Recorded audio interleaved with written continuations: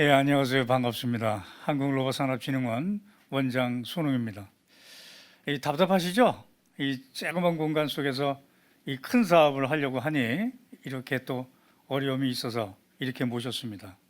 이렇게 많은 분들 함께 해야 하는데도 불구하고 상황이 좋지를 못해서 이렇게 또 인원을 제한했음에도 불구하고 또 사업의 중요성 때문에 많은 분들이 찾아주셔서 지금 3층으로 또 이렇게 올라가 계신 또 불편을 끼치게 됐습니다.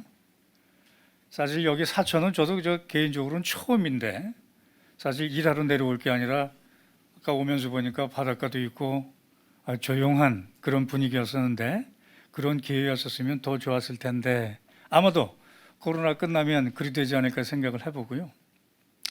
상황은 이래도 오히려 코로나 때문에 반대급부적으로 로봇 산업은 비약적인 발전을 하고 있다라고 하는 또 역설적인 그런 산업 현장이 또 생각되고 있고요. 실제 그렇게 진행되고 있는 것들이 있습니다. 최근에 국가 로봇 테스트 필드 사업이라고 저희가 지자체에 공모를 했더니 6개의 지자체에서 컴피티션을 아주 앞으로의 로봇 산업을 어떻게 끌고 갈 것인가라고 하는 지자체 의지를 정확히 읽을 수 있었던 그런 좋은 내용들이 있었습니다. 물론 앞으로 예타를 통과해야 하고 내후년도부터 7년 동안 국가 로봇 산업을 위해서 한 3천억 정도 이상의 대형 자금이 들어가기 때문에 선정은 물론 부지 선정은 6개의 지자체가 컴피티션을 했습니다만 최종적으로 일단 대구가 선정되기는 했습니다. 오늘 사실 이 자리는 저희가 아까 우리 어나운서께서 말씀을 하셨던 것처럼 작년, 재작년 그리고 올해는 사실 이 코로나 때문에 더 이상 늦출 수가 없어서 시작을 오늘 전국 투어 설명회 시작을 합니다. 여태까지는 우리 뿌리 기업의 또 공정과 모델 개선을 위해서 많이 활용을 했었는데 이제 사천이 저는 항공산업의 메카다라고 하는 것을 내려오면서 잘 느끼질 잘 못했습니다. 근데 여기 지금 자료를 봐보면 사천시의 항공산업 인프라가 한국산업단지가 12만 평에 해당하고 사천공항도 있고 경남 테크노파크 항공우주센터도 있고 국방기술fun진원 경남 사천센터도 있고 한국폴리텍 항공대학도 있고 인프라가 충분히 갖춰져 있음에도 불구하고 실제 항공산업이 어떠한 역할을 하고 있었을까라고 하는 뒤집어 설명하면 우리 로봇산업이 그간 주력 사업하고의 큰 일들을 많이 했는데 항공산업에 어떻게 기여를 할 수 있을까 이런 또 생각을 하게 됩니다. 항공산업이라고 하는 것이 최첨단 최고도의 대형 산업이기도 하고 저같이 기계산업 위주의 어떤 필드를 갖고 있는 사람들은 만 개의 부품, 10만 개의 부품, 100만 개의 부품에 따라서 기술의 난이도를 생각하기도 하겠지만 제일 많은 사실 조선업이나 항공산업이 오히려 우리나라가 지금 보잉이나 락히드 마틴이 있는 것은 아니지만 저희가 실제 제조하기보다는 부품 산업, 민항기에 들어가고 있는 소비 등등의 여러 가지 부품 사업들은 잘 되어 있음에도 불구하고 산업 현장은 이른바 뿌리 기술하고 별반 다르지 않다라고 하는 그런 생각입니다.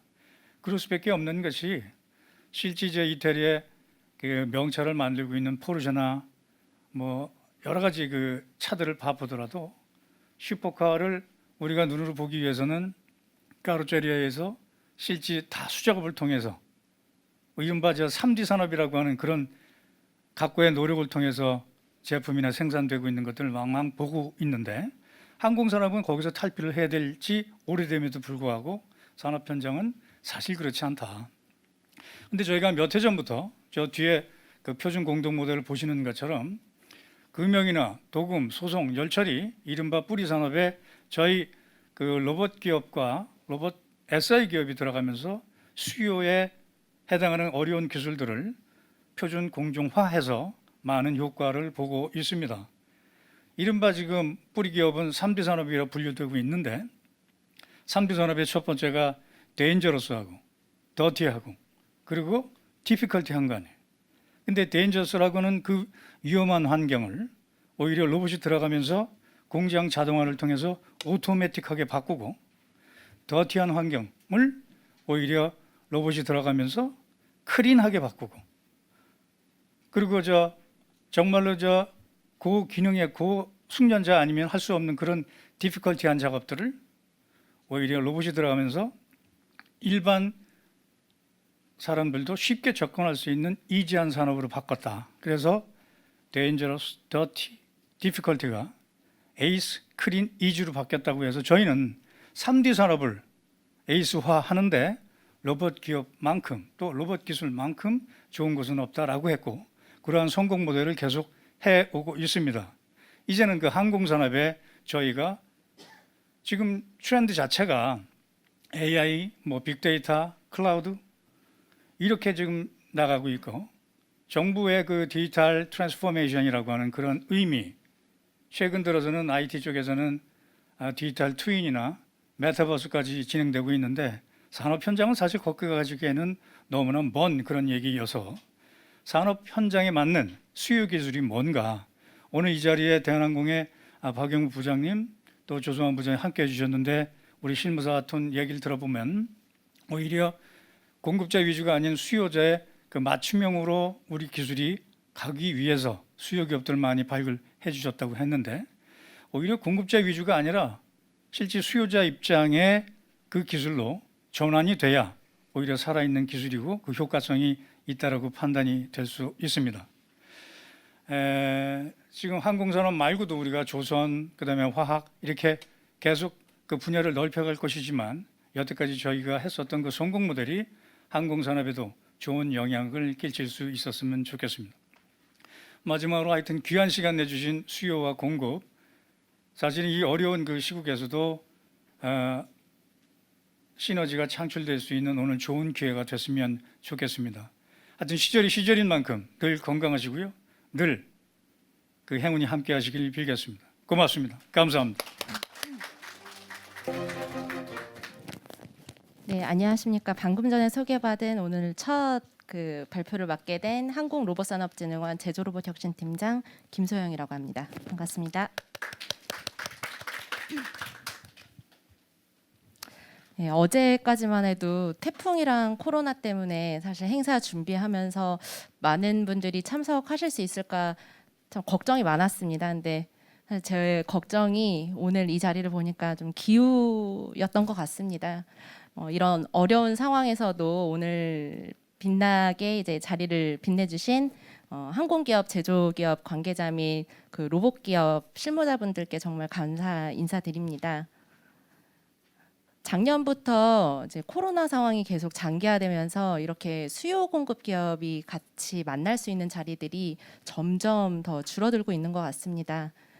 특히나 앞서 저희 원장님께서 말씀하셨던 것처럼 앞으로 이제 항공 분야에서 많은 제조 로봇이 활용이 돼야 되는데 오늘이 그런 초석을 다지는 길이 아닌가 싶습니다. 그래서 첫 제가 발표를 맡은 만큼 앞으로 항공 분야에서도 로봇이 많이 활용될 수 있도록 열심히 발표하도록 하겠습니다.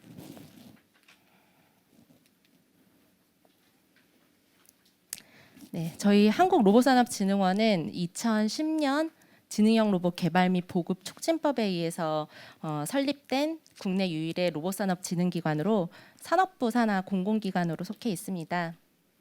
보시는 것처럼 그 국내 로봇 수요 창출을 위한 실증 및 보급 사업부터 최근 이슈화가 많이 되고 있는 선제적 규제 혁신 및 글로벌 안전 품질 사업 등 저희 진흥원에서는 정책 개발부터 인력 양성까지 로봇 산업과 관련된 전주기 사업을 지원하고 있습니다.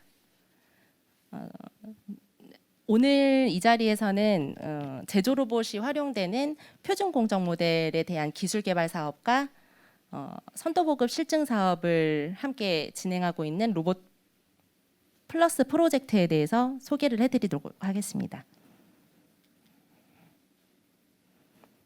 네, 최근 로봇은 우리 생활에서 활용되는 그 영역이 좀 점차 확대가 되고 있습니다. 다들 아시다시피 과거 그런 생산성 향상을 위주로 했던 로봇이 인간의 삶을 향상시켜주고 있고요. 단순 작동하는 로봇에서 인간과 교감을 하고 있고 인간과 협업을 통해서 같이 이제 하는 쪽으로 좀 많이 개념이 확대되면서 1차원적인 부분을 떠나서 그 영역이 변화하면서 더 넓어지고 있습니다. 뿐만 아니라 제조 산업과 같은 산업 현장뿐만 아니라 다양한 영역에서 지금 로봇이 많이 활용이 되고 있는데요. 보시는 것처럼 그런 협동 로봇을 포함한 제조 로봇이 작업자의 고중량, 고위험 업무를 대신하고 있고, 물류 로봇이나 웨어러블 로봇과 같은 로봇들이 작업자의 안전하고 클린한 근무 환경을 제공을 하고 있습니다. 뿐만 아니라 그런 일상 생활 속에서도 인간과 교감하면서 이런 사회적 약자의 생활을 향상시켜주고 있습니다. 또 최근에는 앞서 말씀드렸던 것처럼 AI, IoT, 5G, 클라우드와 같은 그런 신기술과 융합하면서 그런 활용 범위가 점차 더 확대되고 있죠.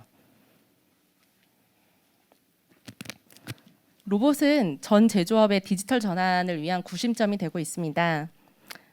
로봇 활용도가 낮은 업종에서 근로자를 대체하는 게 아니라 고위험 고강도 업무를 대신해서 이제 근로자의 작업 환경을 개선하고 있고요. 주 52시간 근무제도나 최저임금제 같은 요인들이 최근에 이제 구인 구직과 같은 인력난을 많이 야기를 시키고 있는데, 그런 환경에서 이제 제조 로봇이 도입이 되면서 사업주에게 안전한 경영 활동을 지원하고 있습니다.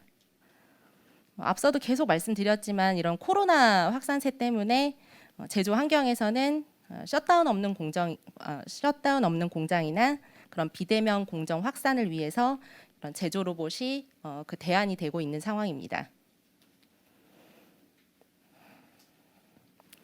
앞서 말씀드렸던 것처럼 2019년에 발표된 지능형 로봇 그 3차 기본 계획에 따라서 정부에서는 이런 부분들을 해결하고자 제조 환경 개선 및 제조 로봇 상용화를 위한 업종별 로봇 활용 기술을 개발하고 있습니다. 보시는 것처럼 로봇 활용도가 좀 저조하고 그런 이해도가 부족한 뿌리 섬유 식음료 산업뿐만 아니라 작년에 발표된 한국판 뉴딜 정책에 의해서 항공, 조선, 바이오, 화학 산업까지 올해 이제 신규로 저희가 확대해서 그런 부분을 정책을 적용을 하고 있는데요. 이 사업을 통해서 2023년까지 약 그 6개 업종에 155개 표준 공정 모델이 개발될 예정입니다. 이렇게 개발된 표준 공정 모델은 R&D에서 끝나는 것이 아니라 저희 사업의 가장 큰 다른 점은 R&D에서 끝나지 않고 수요와 연계된 실증 사업과 패키지로 연계가 되면서 실수요의 그런 수요 맞춤형 사업을 지원하고 있다라는 점이 가장 큰 특장점이라고 할 수 있습니다. 실증 사업뿐만 아니라 이후에 이제 민간에서 자생적으로 그런 산업이 파생될 수 있도록 이런 민간 확산 프로그램들도 운영을 하고 있고요. 이렇게 되면은 사실상 그 수요 기업에서는 그동안 이제 레퍼런스가 없었던 영역에 그런 이제 활용 사례를 한눈에 직접 보시고 로봇을 도입을 하실 수가 있으시고, 로봇 기업이나 그 제조 기업이나 SI 기업에서는 그동안 이제 진출하실 수 없었던 사업 영역을 확장하시는 기회가 될 것입니다.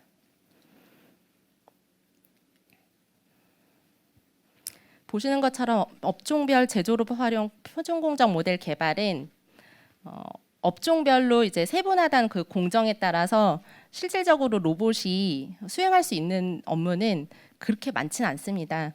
그래서 제한된 그 업종과 공정 내에서 이송 적재, 탈착, 가공, 조립 분석, 후가공, 시험 검사 같은 그런 이제 좀 표준화된 공정에서 로봇이 잘 작동을 할 수 있는 그런 공정을 발굴을 하게 되고요. 수요 기업의 그 수요 조사를 통해서 선별된 공정을 가지고 2차적으로 공정 분석을 실시하게 됩니다. 그렇게 개발된 표준 공정 모델은 앞서 말씀드린 것처럼 총 155개 공정을 개발을 하고 있고, 현재까지는 저희가 작년까지 37개 공정을 개발을 했고, 올해는 좀 추가적으로 더 누적해서 69개 공정을 완성할 예정입니다. 항공 분야 같은 경우에는 올해부터 신규로 적용을 해서 매년 3개 공정씩 3년간 총 9개 공정을 개발할 예정입니다. 이렇게 수요 기업에서 사실 말씀하시는 걸 들어보면 제일 어려운 점이 제조 로봇을 도입할 때 어떻게 도입을 할 거고 비용은 얼마가 드느냐라는 부분을 제일 궁금해하십니다. 그러니까 활용 방법과 예산에 대한 내용이죠. 저희 이제 표준 공정 모델 개발 사업과 실증 사업에 참여하시게 되면은 이런 부분들을 전문연과 함께 시행을 하시면서 그 공정 설계에 대한 부분을 좀 용이하게 하실 수 있으시고 비용에 대한 부분들도 사전에 ROI 분석이나 이런 부분들을 같이 진행을 하시면서 투자 회수에 대한 부분들을 사전에 검토하실 수 있는 기회를 제공을 해드리고 있습니다. 그렇게 되면은 현장에서는 실질적으로 이제 작업 방법이나 이런 부분들을 개선을 받으실 수 있으시고요. 그런 공정 스마트 혁신을 통해서 생산 기술 고도화를 실현하실 수가 있으십니다. 앞서 말씀드렸던 것처럼 저희가 지금 37개 공정을 완성을 했는데요. 그 중에서 항공 분야 쪽에서 좀 적용하실 수 있는 공정들을 제가 좀 샘플 공정을 몇 개 가져와 봤습니다. 첫 번째는 금속 자동차 부품 머신 텐딩 공정인데요. 다들 많이 아시다시피 머신 텐딩 공정은 뭐 CNC나 MCT와 같은 이런 공작 기계의 공작물을 로딩, 언로딩하는 그런 반복 공정이죠. 그래서 현장에서는 그런 반복되는 공정 때문에 이제 작업자의 피로도가 되게 상승을 하고 이후에도 고중량물을 들고 내리고 하면서 그런 이제 산업재해 발생률이 굉장히 높은 공정이라고 볼 수 있습니다. 보시는 경남에 있는 K사는 자동차용 샤프트 및 플랜지를 제조하는 제조기업입니다. 보시는 것처럼 이렇게 하단에 AGV라는 그런 이제 물류 로봇 위에 협동 로봇을 결합해서 그런 인터페이스를 구현한 사례라고 볼 수 있고요. 이 사례를 통해서 경남에 있는 K사는 그런 병목 구간 해소하는데 좀 많이 도움을 받았다고 하시더라고요. 생산성 22%가 향상이 됐고 불량률은 42% 감소한 실적을 보였습니다. 두 번째 그 대구에 있는 K사는 자동차 부품 다이캐스팅 제조기업인데요. EGR 하우징 공정에 산업용 로봇을 도입을 했고 이전에는 주야 2교대로 근무하던 공정이었다고 하더라고요. 근데 이 공정 도입을 통해서 그런 이제 기피 공정을 해소하는 결과를 얻으셨다고 합니다. 이 결과를 통해서 생산성 24%가 향상이 됐고 불량률 84%가 감소되었습니다. 두 번째는 자동차 부분의 그 메인 부품 조립 공정입니다. 메인 부품 조립 공정은 뭐 실린더나 피스톤, ROD 그 부품 압입 이런 부분에 많이 활용되는 공정인데요. 일괄적으로 이제 연결 생산을 많이 하다 보니까 각각의 전용 장비에 이 인력이 물려 있어서 인력 소모가 좀 많은 공정이라고 볼 수 있습니다. 첫 번째 보시는 경기도에 있는 Y 기업은 글로벌 강소 기업으로서 자동차 브레이크용 캘리퍼 스핀들을 조립하는 공정에 협동 로봇을 도입하였습니다. 단조 가공된 스핀들과 너트를 수동으로 이전에 조립을 했었고 그 이후에 이제 육안으로 검수하는 공정을 했었는데요.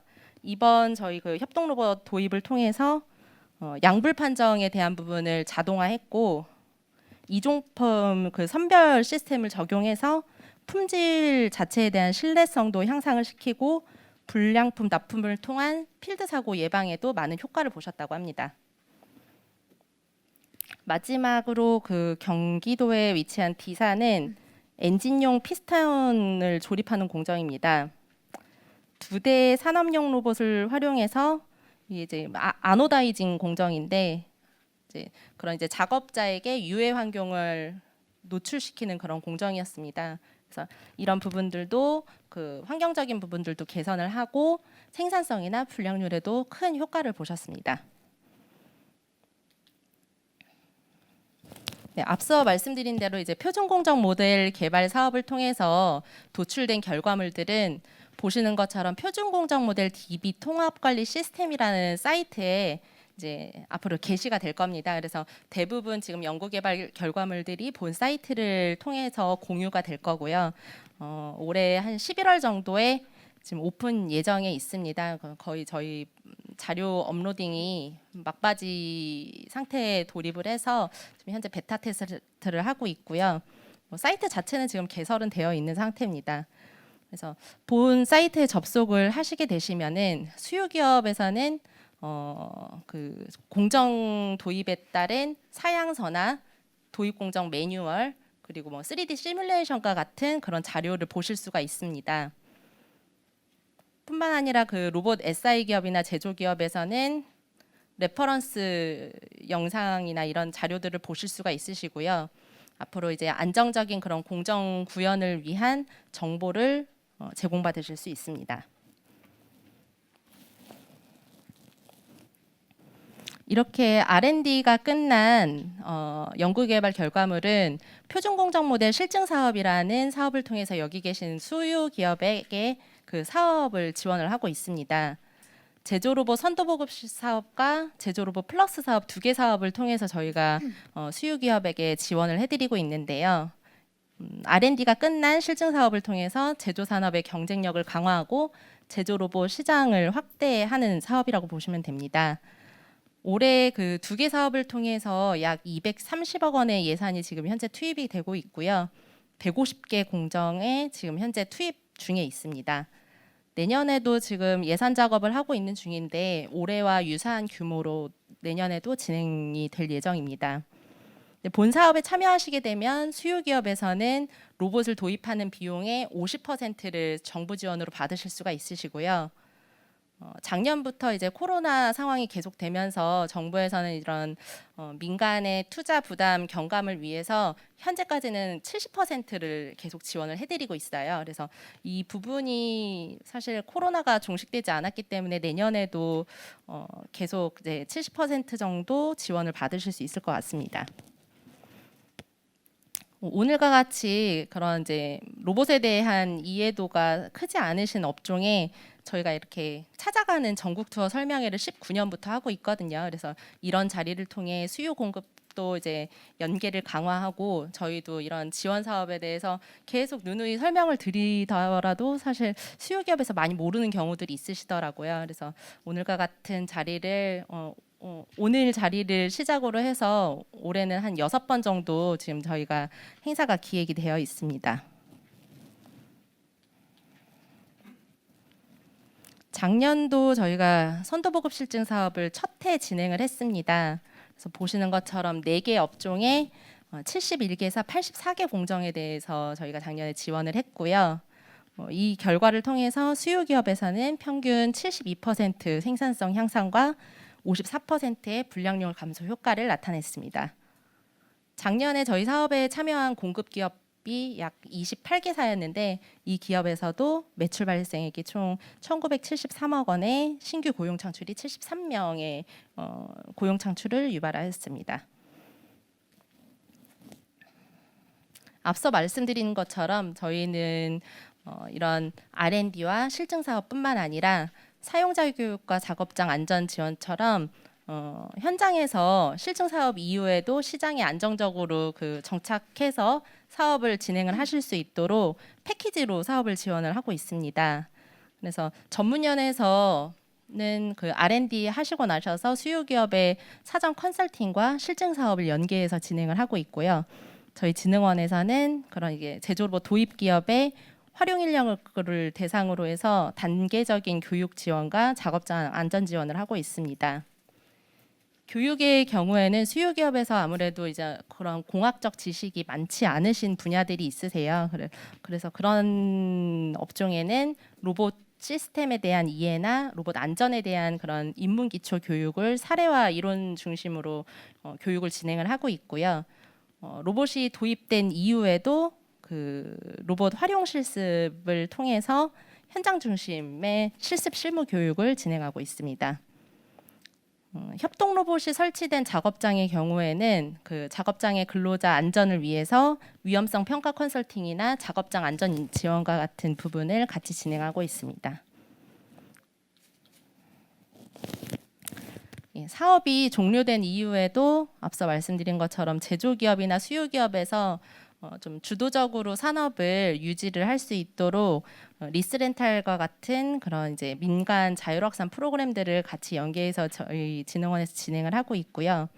이런 리스렌탈 사업을 통해서 지원을 받으시면 수요기업에서는 초기 투자 비용이 좀 낮은 비용으로 로봇을 도입을 하실 수가 있으시고, 제조기업에서는 그동안 이제 수익 구조가 사실 좀 단편적으로 진행을 하시는데, 그런 이제 수익 구조 다변화를 통해서 안정적인 그런 수익 활동을 하실 수 있는 장점이 있습니다.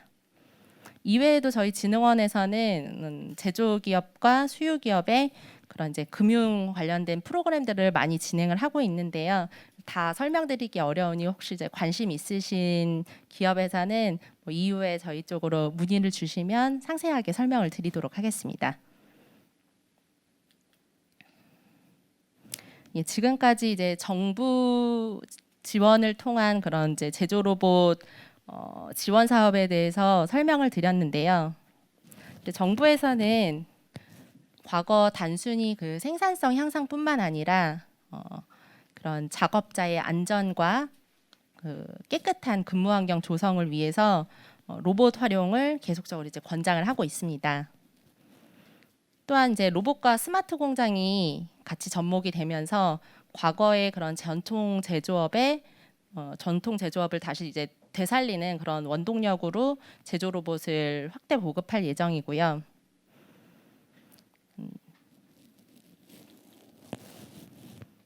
사회적 측면에서는 그런 이제 구인 구직난 이런 부분들을 제조 로봇을 통해서 해소할 예정입니다. 그동안 이제 제조 로봇이 도입이 되면 대부분은 그런 고용이 감소한다고 많이들 알고 계시는데, 사실상 저희 지원 사업을 통해서 받으신 수요 기업들의 이제 추적 조사를 해보면 대부분은 그런 이제 생산성 향상에 따른 경쟁력 강화를 통해서 고용을 오히려 이제 더 창출하신 경우들이 많더라고요. 그래서 여기 계신 수요 기업에서도 오늘 이런 자리를 계기로 제조 로봇을 도입하는 부분들을 좀 적극적으로 참여해 주셔서 검토해 주셨으면 감사하겠습니다. 예, 긴 시간 경청해 주셔서 감사합니다. 감사합니다.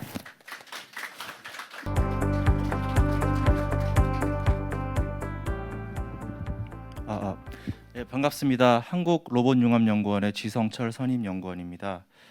오늘 정말 많이 찾아주셔서 진심으로 감사드리고, 많은 분들께 저희 R&D 사업을 설명할 수 있게 되어서 굉장히 기쁘게 생각을 하고 있습니다. 제게 주어진 시간이 한 20분 정도로 알고 있는데요. 내용이 많기 때문에 좀 빠르게 설명을 좀 진행하도록 하겠습니다. 네, 발표 순서는 다음과 같고요. 저희 그 기관 소개를 좀 드리겠습니다. 저희 한국로봇융합연구원이 주관 기관을 맡고 있고, 공정 분석 및 로봇 활용 표준 모델 개발 업무를 수행하고 있습니다. 이노오토텍이라는 SI 기업이 참여하고 있고, 자동화 개발 그리고 로봇 현물을 가지고 기술을 구현하는 그런 역할을 수행하고 있습니다. 다음으로 대한항공이 수요 기업으로 참여를 하고 계십니다.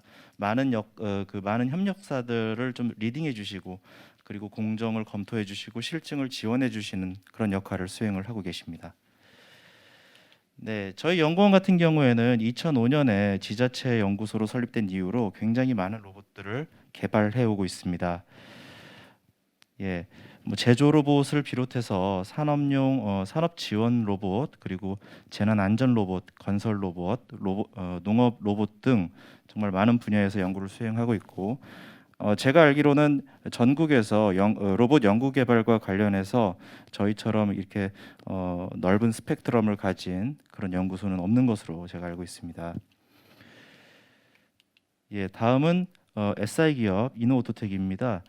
공정 자동화와 관련해서 프레스, 용접 등 좀 다양한 분야에서 연구개발 그리고 현장 설치 등 많은 업무를 수행을 하고 계십니다. 경북 칠곡에 위치해 있고요. 오른쪽 위에 보면 저 공장이 이노투텍 본사가 되겠습니다. 다음은 대한항공입니다. 대한항공은 저희 수요사로서 대한항공은 여기 한국항공우주산업도 오셨는데요. 카이와 더불어 국내에서 가장 규모가 큰 민항기 제조사입니다. 많은 분들이 여객기 운항 정도로 생각을 하고 계시는데 의외로 많은 분야에서 저희 항공기 제조 관련 업무를 영위하고 계십니다. 저희 그 과제는 궁극적으로 저희 과제는 제조 자동화 기술 개발을 통해서 현장 실증 기반을 마련하는 데 큰 의미가 있습니다.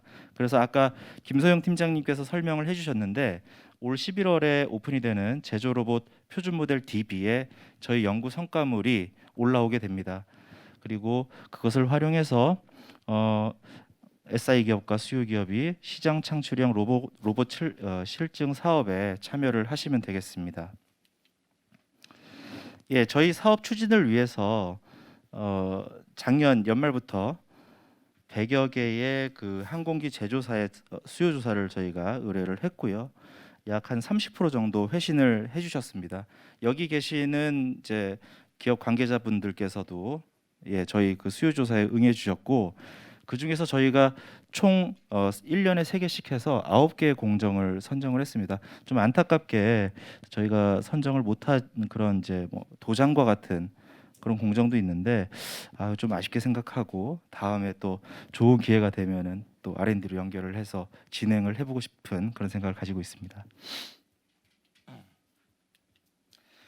저희 그 개발 내용을 설명을 드리겠습니다. 첫 번째로 일단 1차년 내용이고요. 왼쪽에 보고 계시는 그림이 그 페어링이라고 하는 그 날개, 항공기 날개의 부품입니다. 복합재로 이루어져 있고요. 이런 형상으로 생겼습니다. 지금 이제 작업 중간 모습인데 보시게 되면은 레이저가 되나요? 굉장히 그 가장자리가 깨끗하지 못한 그런 모습입니다. 이 복합재는 이제 경화된 상태이고요. 지그에 고정을 시킨 다음에 지금 동영상을 잠깐 보시겠는데 숙련된 작업자가 가장자리를 다듬는 트리밍이라는 작업을 수행을 합니다. 작업자를 보시게 되면은 방진복을 쓰고 그리고 소음이 굉장히 심하기 때문에 아마 지금 보이진 않지만 귀에 그 귀마개를 좀 하고 계실 겁니다. 고분진 작업이고 근골격계 질환 등을 유발할 수 있기 때문에 자동화 도입이 좀 시급하다고 설명드릴 수 있습니다. 오른쪽 보시는 그림은 코어라는 재료입니다. 가까이서 보면 이런 모습이고요. 이게 벌집 모양으로 생기면은 허니콤 코어라고 부르더라고요. 아라미드 소재로 이루어져 있습니다.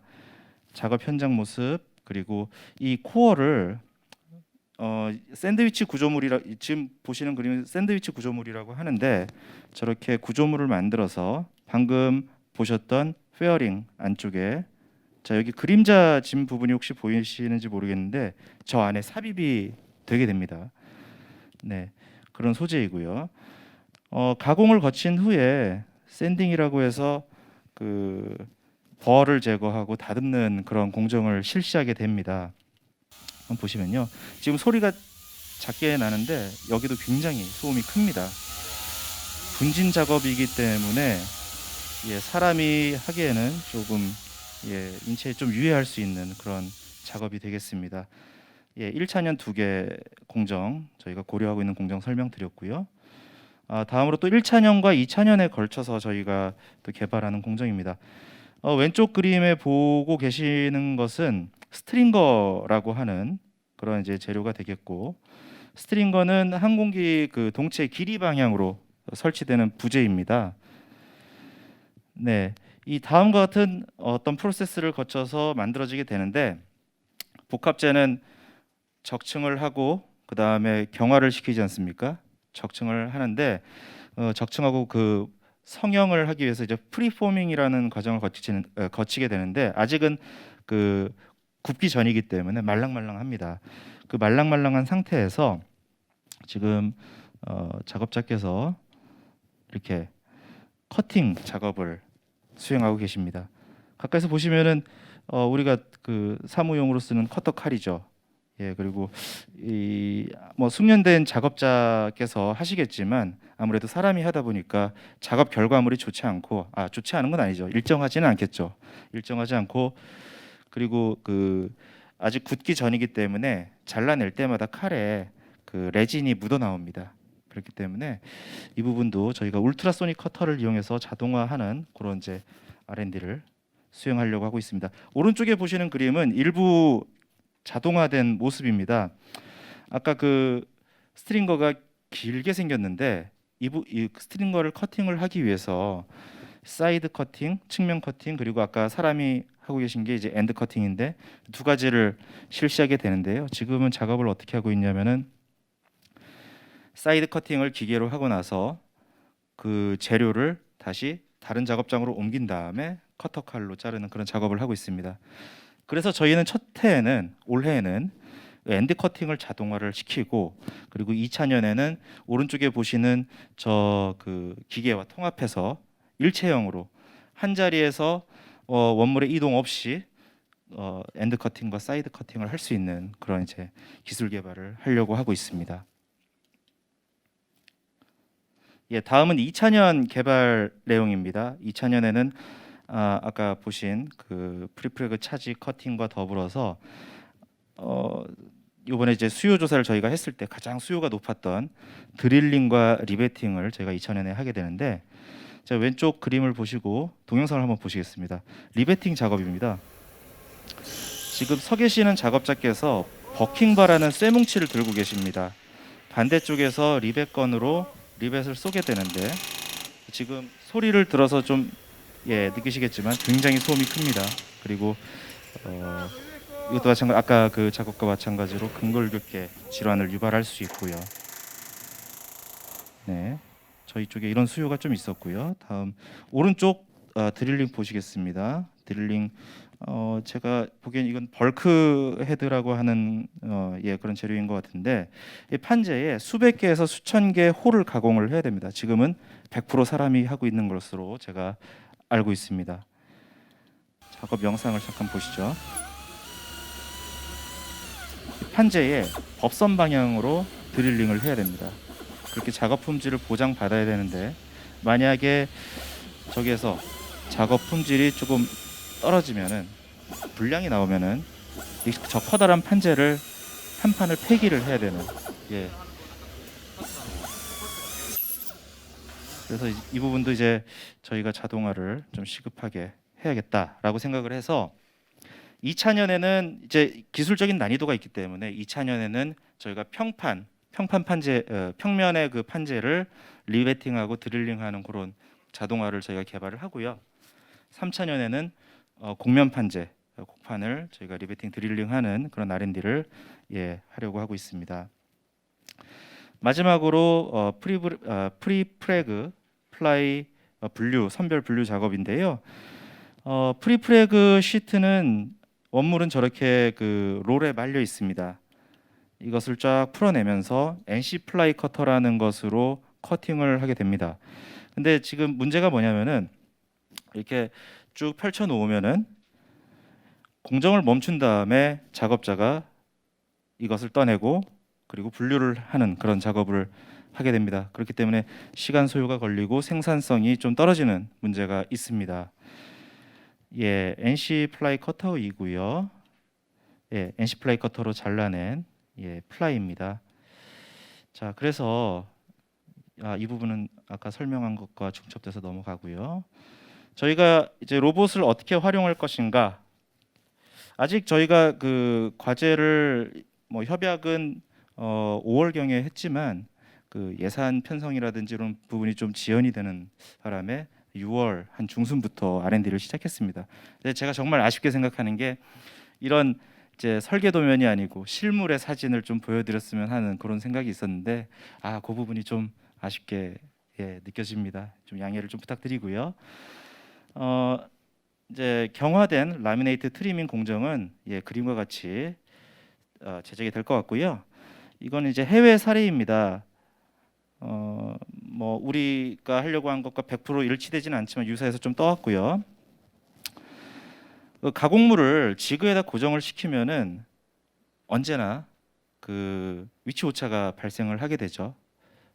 그 위치 오차를 보정하기 위해서 그림과 같이 영상과 같이 터치 프로브를 이용해서 위치를 이제 초기 정렬하는 그런 걸 하고 이 영상은 OLP 시뮬레이션 실제로 돌려보기 전에 실제로 이제 현물로 이제 실험을 하기 전에 사전에 한번 해보는 것이고 이렇게 시뮬레이션 후에 현물을 가지고 트리밍 공정을 이렇게 이런 식으로 아마 저희도 만들게 될 것 같고요. 다음은 코어 샌딩. 코어 샌딩 전에 이제 그 면을 치는 이제 경사면 치는 챔퍼링이라는 것도 저희가 하게 될 텐데 공정 예상도입니다. 이 영상은 저희가 이제 하려고 하는 그런 건 아니고 밀링 머신으로 현재 지금 코어를 가공하는 그런 모습입니다.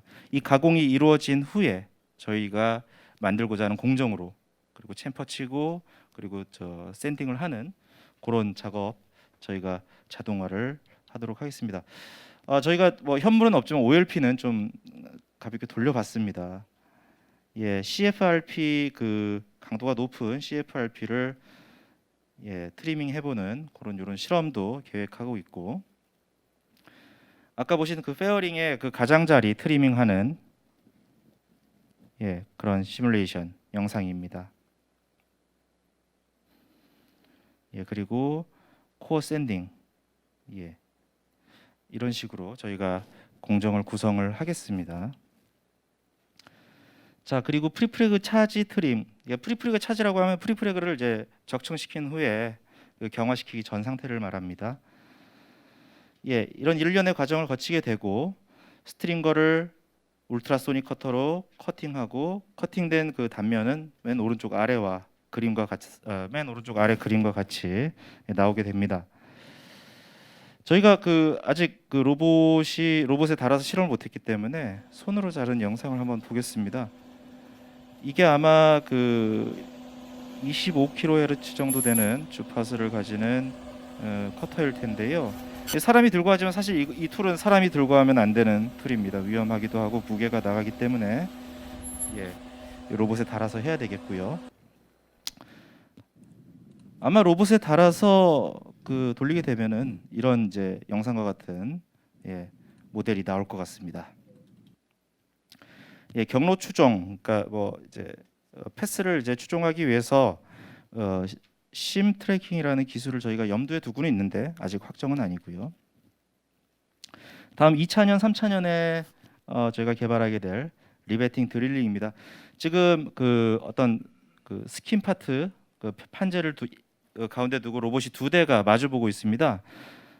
리베팅이라고 하면은 이제 한쪽 로봇이 버킹바, 한쪽 로봇이 반대쪽 로봇이 그 리벳 건을 들고 있을 텐데 여기에서 그 로봇 하나를 지우면은 드릴링하고 똑같은 공정의 모습이 될 것 같습니다. 인터넷에서 제가 비슷한 그런 걸 좀 받아와서 보여드리겠습니다. 로봇이 두 대가 있는 게 보이죠? 여기 이 로봇 같은 경우에는 드릴링을 이제 오른쪽 로봇이 드릴링을 하고 그 다음에 이제 툴 체인지를 스스로 해서 이 버킹바 로봇과 함께 리베팅 작업을 수행하게 되고요. 오른쪽 영상은 이게 아마 아크용접인 것 같은데 저희가 그 로봇 한 대로 이런 C형의 어떤 클램프처럼 생긴 이 툴을 활용할까도 저희가 검토를 했었는데 지금은 이제 왼쪽과 같이 기술 개발을 할 것으로 예상이 되고 있습니다. 자 마지막으로 3차년에 저희가 그 픽앤플레이스 하는 그런 공정인데요. 뭐 방법은 여러 가지가 있을 수 있겠습니다만 뭐 영상을 활용하는 방법도 있겠고 그 커터 쪽 그 프로그램과 연동해서 동기화해서 자동으로 떠내는 그런 것도 할 수 있을 것 같습니다. 아직 그 3차년이기 때문에 저희가 기술적인 검토는 좀 계속 이어나가면은 좋은 결과물 나오지 않을까 생각되고요. 저희가 그 R&D를 구성하다 보니까 복합재 쪽 그 자동화가 좀 많더라고요. 제가 복합재 그 가공 프로세스를 이렇게 한번 좀 정리를 해봤는데 지금 이걸 다 설명드리긴 좀 어렵고요. 3차년에 프리프레그 플라이 픽앤플레이스 그리고 1차년에 2개 공정 여기 하나 빠졌는데 저 커팅과 뭐 레이업 사이에 레이업과 베깅 사이에 그 프리프레그 차지 트림이 들어갔어야 되는데 제가 깜빡하고 넣지를 못했습니다. 저희가 그 리베팅 드릴링을 제외하고는 이렇게 복합재 쪽 자동화 공정을 저희가 하고 있습니다. 저희가 로봇 자동화뿐만이 아니고요. 공정 그 환경을 좀 개선하는 그런 연구도 좀 지금 진행하고 있고요.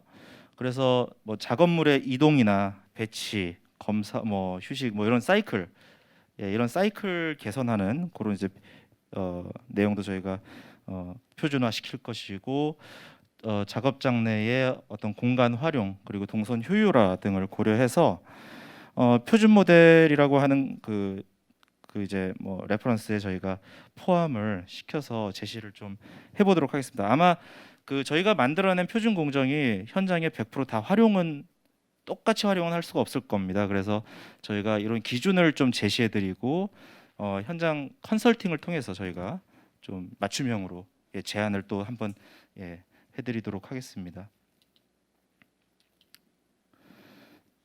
뭐 아까 뭐 중복되는 내용인데요. 저희 그 개발 성과는 시장 창출형 로봇 실증 사업과 연계해서 계속해서 좀 진행을 하고 확산 보급을 하는데 저희가 좀 노력을 좀 하겠고요. 저희는 이제 궁극적으로는 그 항공기 제조 산업과 로봇 산업의 기술 경쟁력을 국가 기술 경쟁력을 향상시키는데 저희가 좀 기여를 하고 싶다라는 생각을 하고 있습니다. 네. 노후화된 낙후된 현장의 그 제조 환경을 로봇 중심의 표준 공정으로 전환하고 기술 확산을 함으로써 항공 산업과 국가 제조 경쟁력 강화에 기여를 하도록 하겠습니다. 저희 그 개발 1차년의 개발 일정인데요. 여기 1년 번호 5번, 8번, 11번을 보시면은 개발 완료 시점이 5번 같은 경우는 5번 이제 큐어드 라미네이트 트림 같은 경우는 10월 말 정도가 예상이 되고 8번 코어 샌딩 같은 경우에는 11월 말 그리고 11번 프리프레그 차지 트림 같은 경우에는 12월 초중순 정도로 저희가 목표를 잡고 지금 진행을 하고 있고 일정과 뭐 다름없이 별 차질 없이 저희가 진행을 잘 하고 있습니다. 그래서 오늘 저희가 좀 뭐 영상으로 만들어진 모습을 좀 보여드리고 싶었다라고 말씀을 드렸는데 그러지 못해서 시연회를 한번 좀 가지려고 하고 있습니다. 아까 그 공정 3개가 개발이 완료되는 시점이 12월 마지막으로 되는 게 12월 한 초중순 정도가 될 것으로 예상을 하고요. 그래서 12월까지 기다리기엔 조금 좀 일정에 무리가 있을 것 같아서 12월 한 말경에 그래서 11월 25일로 일단 잡아놨습니다. 저희 그 참여기관 공급기업인 이노오토텍 본사에서 저희가 시연회를 개최를 할 계획을 가지고 있습니다.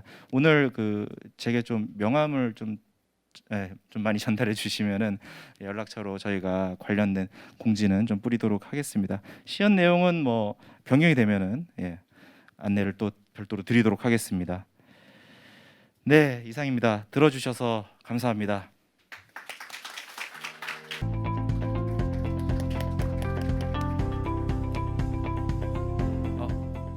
안녕하십니까. 이번 주제는 항공산업 자동화 현황과 미래에 대해서 발표하도록 하겠습니다. 저는 대한항공 항공우주사업본부에 근무하는 조상환입니다. 현재 자동화 그리고 치공구에 대해서 근무하고 있습니다. 이 자리를 빌어 발표 기회를 주신 한국로봇산업진흥회 여러분과 그리고 한국로봇융합연구원 여러분께 감사 말씀드립니다. 제가 발표가 처음이다 보니까 많이 좀 떨리네. 양해 좀 부탁드리겠습니다. 크게 두 테마를 가지고 말씀드리도록 하겠습니다. 항공 산업 현황과 그리고 국내외 자동화 기술의 사례입니다. 그리고 마지막으로 자동화를 위한 항공 산업 클러스터를 왜 필요한지 또 어떻게 구성할 건지에 대해서 간략히 소개드리고자 합니다. 예, 항공 산업 현황입니다. 예, 국내 항공 생산품 중 항공 기체 분야가 약 36%를 차지합니다. 국내 100여 개의 항공업체 중 42%가 항공기체 업체로 항공기체 분야에 집중된 구조입니다. 아래 다이어그램을 보시면 완제기 37%, 그리고 기체 36%, 엔진 11%, 전자 3.1%의 구성을 하고 있습니다. 2020년 품목별 생산 현황입니다. 2018년, 2019년 항공 생산품이 급격히 늘어나고 있습니다. 그렇지만 2020년, 2021년 이 추세가 감소되고 있습니다. 코로나 때문에 이렇게 감소되는데 저희들 예상은 2024년에 원산 회복을 할 거며 그리고 2024년 이후에 다시 성장 기조를 보일 것으로 예상을 합니다. 그러므로 2021년부터 2024년까지가 가장 중요한 시기입니다. 재도약을 위한 기회의 어떤 2, 3년 동안 많은 준비가 필요할 것 같습니다.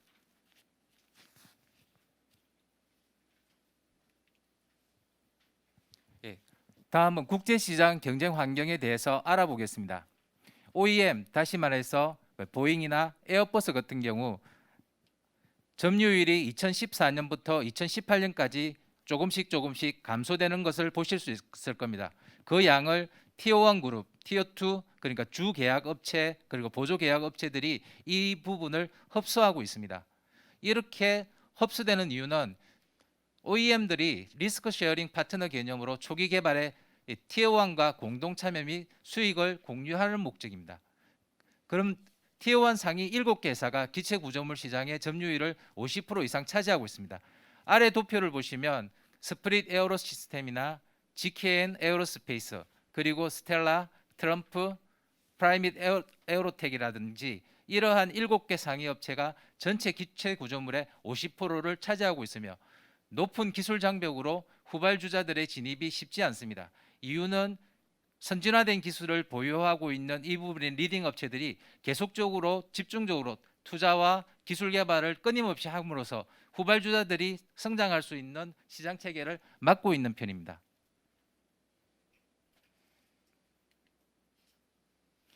원가 구조 면에서 다시 한번 말씀드리도록 하겠습니다. 전체적으로 선진 항공사들이 차지하는 비율을 100%로 낳고 했었을 때 기본적으로 신흥 시장 같은 경우는 약 70%의 원가로 항공기 부품을 만들어낼 수 있습니다.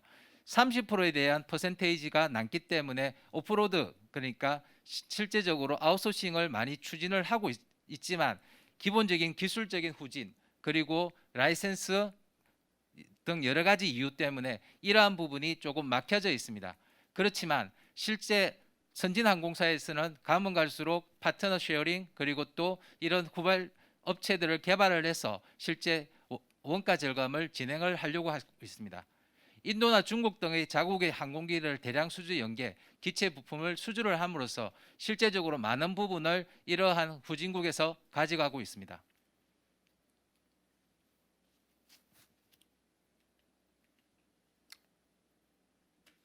항공기 수요 전망에 대해서 말씀드리겠습니다. 이 항공기 수요 전망이 왜 중요하냐 하면 결국 생산 레이트가 충분한가 안 한가에 대한 예측이 가능한 부분입니다.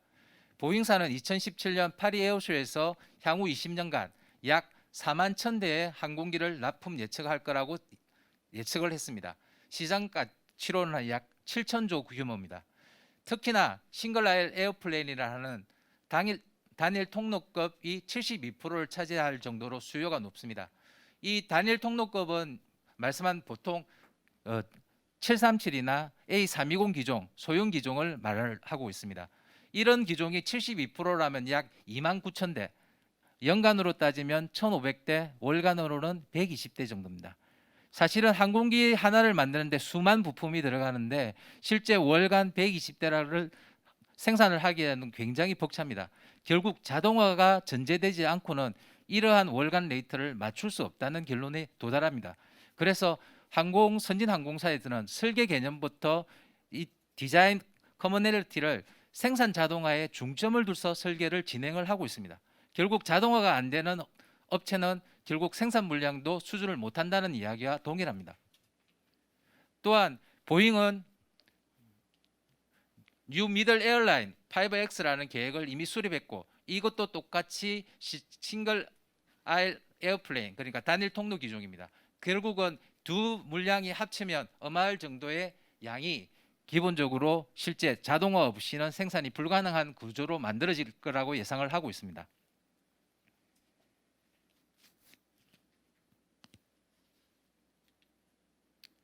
그러면 국내의 자동화 기술과 사례에 대해서 간략히 소개해드리고자 합니다. 사실 국내 항공기 제조의 자동화율은 굉장히 저조합니다. 소품종, 소량 생산으로 자동화 적용에 대해서 경제성이 조금 부족하고요. 그리고 보잉이나 에어버스사 같은 발주처의 기술 및 제조 장비를 대부분 활용하고 있습니다. 그리고 해외 제품의 기술적인 의존도가 굉장히 심해 왔으나 일부 기업이 자동화 생산 시설을 보유하고 활용 범위를 넓히고 있습니다. 특히 카이 같은 경우는 1,000억 원을 투자해서 A350 윙립의 제조를 자동화를 실시했습니다.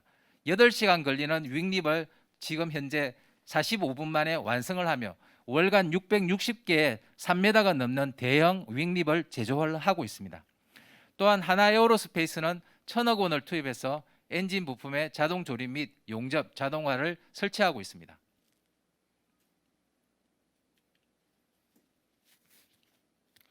이 장은 해외 자동화 사례를 소개시키기 전에 우리의 위치는 과연 어디에 있고 미래는 무엇인가에 대해서 소개해드리고자 잠시 만들어 본 페이지입니다. 1990년대입니다. 1990년대는 항공기 제조는 주로 사람 손에 의해서 다 만들어졌습니다. 기본적으로 항공기 구조물 자체가 굉장히 복잡하고 그리고 많은 부품으로 이루어져 있기 때문에 실제 사람이 이렇게 손으로 접근하지 않으면 작업이 굉장히 어려웠습니다. 그래서 이런 부분이 대부분이 사람 손에 의해서 만들어진 게 1990년대라고 한다면 2000년대 들어서면서 패러다임이 변경됐습니다. 787, 그다음에 A350 등 비행기들이 설계 단계 때부터 이미 생산 자동화를 고려한 설계가 진행되기 시작했습니다. 그래서 단품 같은 경우는 이미 GD&T를 도면에 반영을 해서 실제 기계 가공과 CMM 3차원 측정기를 위해서 단품을 가공을 하고 그리고 조립 같은 경우도 복합재 같은 경우도 기본적으로 유니디렉션이라는 그 패브릭을 써서 자동 적층 단계를 구현을 했습니다. 그리고 지금은 2010년에서 2020년 아래에 있는 스텔라 동영상을 보도록 하겠습니다. 스텔라는 마찬가지로 티어1급 그러니까 주 계약 업체입니다. 지금 보시면 그 노조 부분에 드릴링, 패스닝을 자동으로 구현하는 로봇 조립 기술을 완성했습니다. 단지 예전 같은 경우는 메이저, 보잉이나 에어버스가 할 것을 티어1 쪽에서 많이 나눠 가졌다고 보시면 될 것 같습니다. 다음 장 동영상 좀 부탁드립니다. 에어버스 함부르크에 있는 공장입니다. A321 조립 라인인데 총 20대의 로봇이 동원됐습니다. 실제 판넬과 판넬은 트랙이라는 로봇이 구현되고 나머지 12개의 로봇을 가지고 실제 전방동체, 중앙동체, 후방동체를 한꺼번에 연결하는 조립 기술을 구현을 했습니다. 현재까지 2020년대의 모습입니다. 그러면 과연 2030년 보잉과 에어버스의 미래는 어떤 걸까요? 여기에 있는 동영상을 보시면 될 것 같습니다. 판넬이 자동 공급 장치에 의해서 돌아오면 실제 판넬과 판넬의 위치를 붙잡아주기 시작합니다. 판넬의 정확한 위치는 LPS, 레이저 프로젝션을 이용해서 실제 위치 제어를 합니다. 정확한 위치에 도달하고 나면은 실제 옆에 있는 스파이더 로봇입니다. 이 스파이더 로봇이 드릴링, 패스닝을 같이 구현하면서 조이닝을 끝나게 됩니다. 이렇게 동체 전체가 무인화된 그리고 AI를 이용해서 한 번에 작업이 완성되는 그런 구조를 만들어내는 게 2030년 보잉과 에어버스의 꿈입니다. 또한 2030년대는 아래 그림과 같이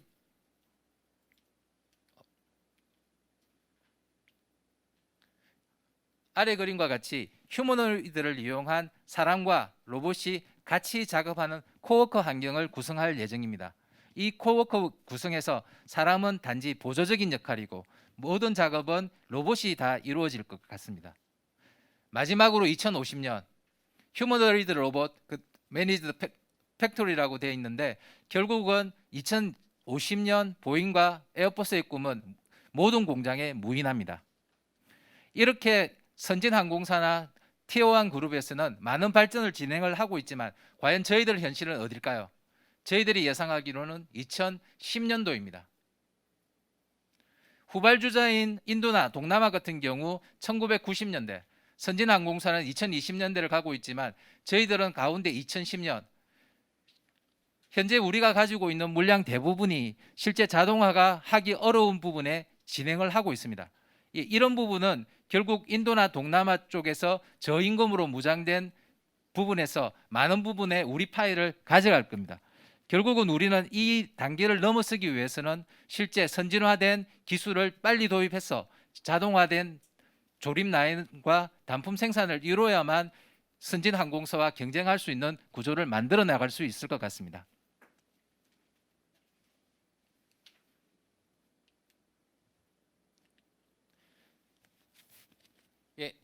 이번 장은 로봇을 이용한 자동화가 어디까지 왔는지에 대해서 말씀드리고자 합니다.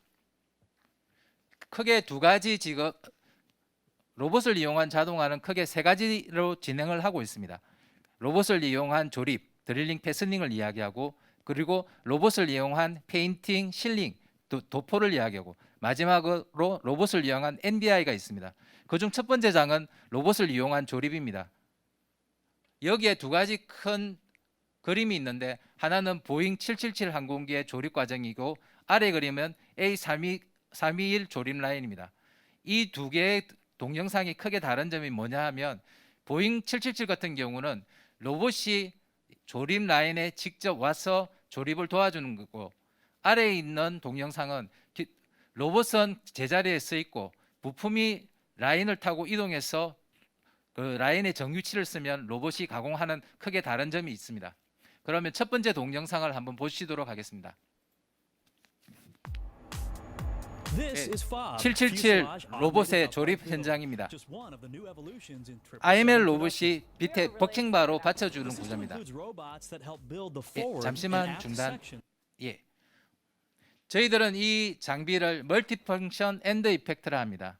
이 멀티펑션 엔드 이펙트는 아까 보셨던 수작업에서 보셨던 드릴링 이런 부분이 아니고 이 장비 자체에서 드릴링 끝나고 나면 홀에 대한 사이즈에 대한 홀 검사 그리고 나서 인서팅이라고 하는 패스너를 이 안쪽에 주입시켜주는 장치 마지막으로 패스닝을 하는 직접 해머링이라든가 아니면 패스너 체결하는 장치를 이 엔드 이펙트 하나가 모든 걸 갖춰져 있습니다. 이러한 로봇이 이용을 해서 지금 드릴링, 패스닝, 그 다음에 인서팅을 모든 일체적인 과정을 수행하고 있습니다. 밑에 보시면 지금 현재 있는 이 로봇이 777 조립 라인으로 이동하는 걸 보실 수 있을 겁니다. 여기에 들어가는 AGV를 이용해서 로봇이 탑재되고 이 로봇이 생산 현장까지 가서 실제 있는 이쪽 동체와 이쪽 동체 전체의 패스닝을 드릴링 패스닝을 자동적으로 수행을 함으로써 실제적으로 조립에 대한 자동화를 구현을 했습니다. 밑에 보시면 전체적인 동체 라인은 AGV가 컨트롤하고 있습니다. Extremely flexible to handle. Here you see its inner workings. It can switch drills and fasteners depending on the size of the hole. Meanwhile, inside the barrel, its partner robot stabilizes the rivet. IML 로봇이라고 부릅니다. IML 로봇은 버킹바가 있어서 실제 드릴링 칠 때 안쪽에서 잡아주는 역할을 하고 있습니다. A system that's advancing airplane production. 방금 소개해드린 것과 같이 두 가지 동영상이 크게 다른 걸 보실 수 있을 겁니다. 보잉 777 같은 경우는 로봇이 실제적인 동체 부분으로 접근하는 방식이며 마지막 에어버스에 대한 동영상을 보시겠습니다. 에어버스는 거꾸로입니다. 로봇은 한쪽의 위치에 고정되어 있고 동체가 이쪽으로 옵니다. 엔드 이펙트는 멀티펑션 엔드 이펙트는 동일합니다. 실제 이 멀티펑션 엔드 이펙트로 작업을 하지만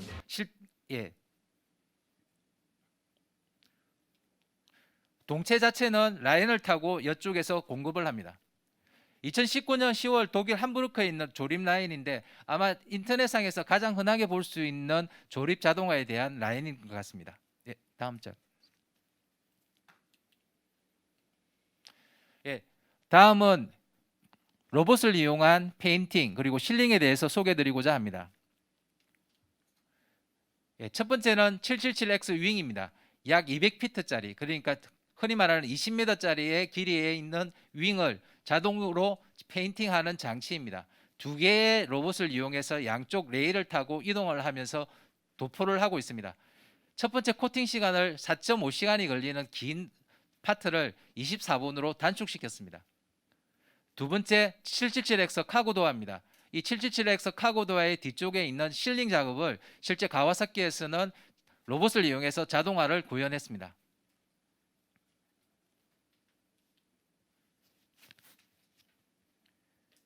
마지막으로 로봇을 이용한 NDI입니다.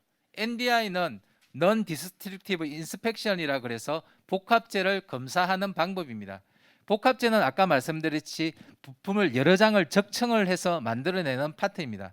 이 여러 장을 적층하다 보니까 가운데 공기라든가 아니면 인크루드 그러니까 이물질이 포함되어 있어서 정확한 파트의 어떤 퀄리티를 만족시키는지 안 되는지 확인이 필요합니다.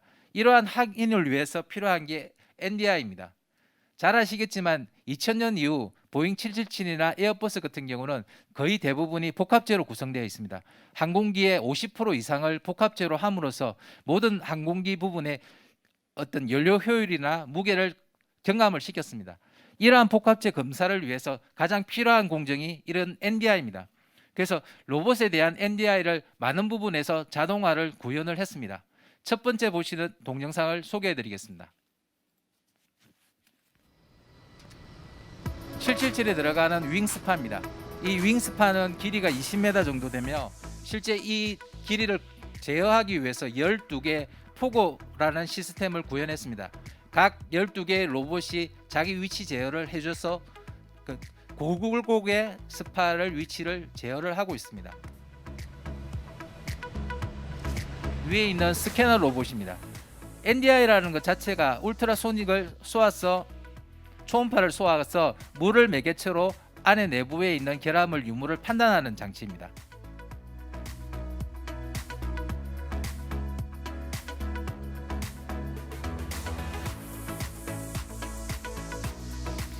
예전 같은 경우는 이러한 NDI 장치는 스페셜한 장비가 대부분이었습니다.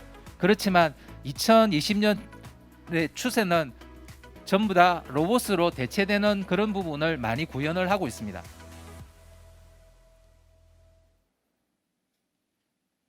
예, 마지막으로 스프릿 에어로스페이스 시스템의 베리우스 퓨저라지 윙을 검사하기 위한 NDI 로봇 장비를 소개해 드리도록 하겠습니다.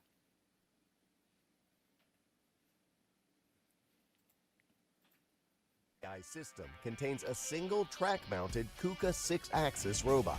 이 This 로봇은 system includes 실제 various 두 개의 inspection 로봇이 including 양쪽으로 해서 multi-element 약 phased array, 200피트, single-sided 60m까지 pulse echo, 긴 as well 항공기 as a 부품을 tool-through 검사할 수 transmission 있는 yoke. Each 방법을 tool is 제안했습니다. mounted to an automatic tool changer for seamless process changes.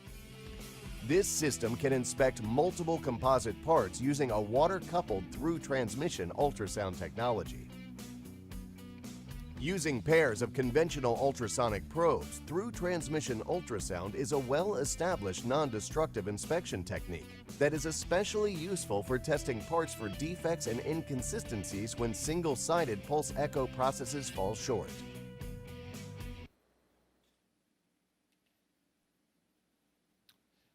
이번 장에서는 왜 로봇 자동화를 활용하는가에 대해서 소개해 드리도록 하겠습니다. 2000년부터 해서 2010년까지 대부분 메이저 항공사들이 실제 장비를 선호했습니다. 그래서 저희들이 흔히 말하는 실제 항공기 제작은 장비 사업이다 이런 이야기까지 나돌았습니다. 결국은 머터리얼, 장비 이 두 개가 대형 항공기를 만드는 조건이었습니다. 그렇지만 2010년 이후로 그 패러다임이 변하기 시작했습니다.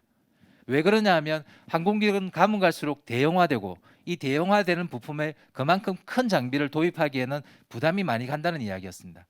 결국은 로봇 같은 경우는 3m 로봇에 트랙만 있다면 그게 100m가 되든 200m가 되든 모든 게 구현이 가능하지만 장비는 100m짜리 장비를 만드는 엄청난 노력과 비용이 들어야만 했습니다. 그래서 그런 부분 때문에 가면 갈수록 로봇을 이용한 자동화가 선진 항공사의 어떤 새로운 트렌드라고 봐주시면 될 것 같습니다. 또한 로봇으로 했었을 때 장점은 공정 변경 시 이 엔드 이펙트는 로봇의 손에 해당되는 이 엔드 이펙트만 변경을 하면 이 드릴링도 할 수 있고 그 다음에 패스닝 아니면은 실링 뭐 여러 가지 다기능을 다 쓸 수 있기 때문에 실질적으로 이러한 대형 장비에서 실제 로봇을 이용한 자동화가 많이 진행되고 있습니다.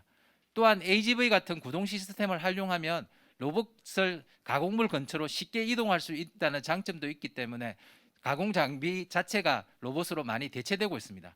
마지막으로 산업용 로봇은 규격화된 대량 생산 시스템을 통해 제작됨으로써 제조 단가를 급격하게 낮출 수가 있습니다.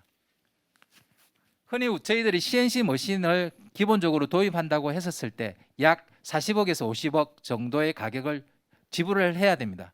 그렇지만 로봇 시스템으로 간다고 했었을 때 로봇 비용과 다른 시스템을 합치더라도 10억 이내, 그러니까 단가가 5분의 1로 급격하게 줄어들 수 있는 걸 알 수가 있습니다. 하지만 지금까지 왜 로봇을 적용하지 않았는지에 대해서 한 번쯤은 생각해 볼 필요가 있습니다. 사실 로봇 같은 경우는 자체 강성 문제 그리고 팔의 어떤 실제 위치 제어 문제 등 여러 가지 문제 때문에 항공기 부품의 타이트한 공차를 사실 지금까지 만족하기가 조금 힘들었습니다. 그렇지만 이러한 고질적인 문제들이 하나씩 해결되는 방법이 솔루션이 나타났고 그럼으로써 보다 많은 자동화 부분에 로봇으로 대체할 수 있게 되었습니다.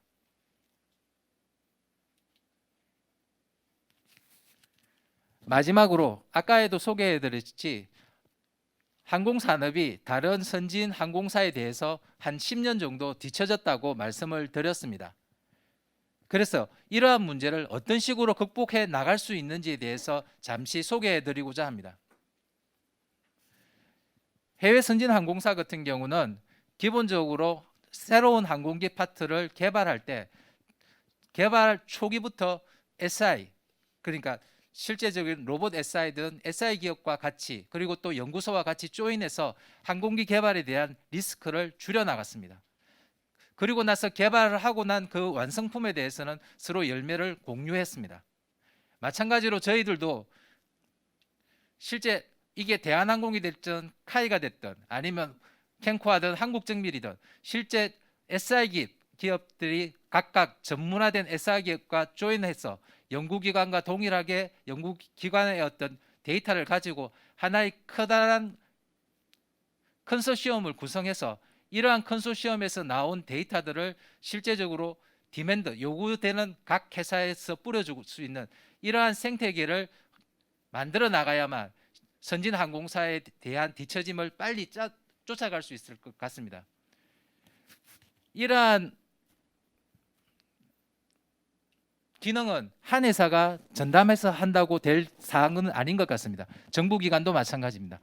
오롯이 모든 정부기관 및 대기업, 기업체, 중소기업 모든 게 합심해서 하나의 클러스터를 구성해서 이러한 문제들을 해결해야만 선진 항공사를 따라잡고 선진 항공사 이상의 어떤 항공기 산업을 완성해 나갈 수 있을 것 같습니다. 예, 이상으로 경청해 주셔서 감사합니다.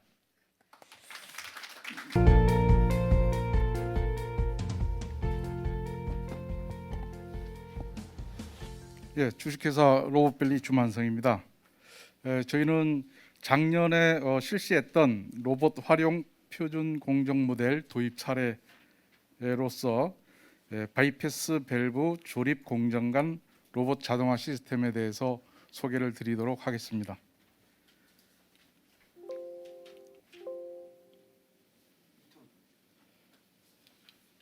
예. 소개 순서로는 회사 소개, 시스템 개요, 세부 내용, 그다음에 기대 효과, 활용 계획으로 순서로 해서 소개를 드리도록 하겠습니다. 저희 주식회사 로봇밸리는 2000년 5월에 이제 창립을 해서 올해로 21년째 되고 있습니다.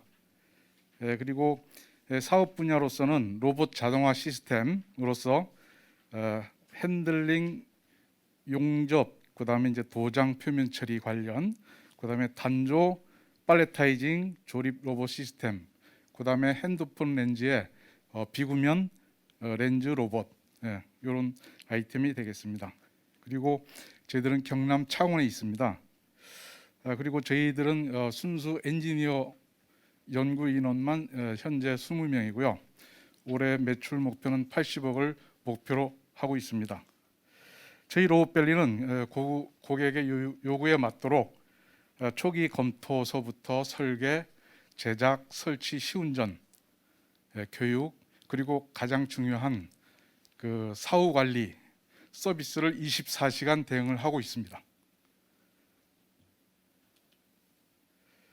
그동안 저희들이 실적한 사례가 되겠습니다. LED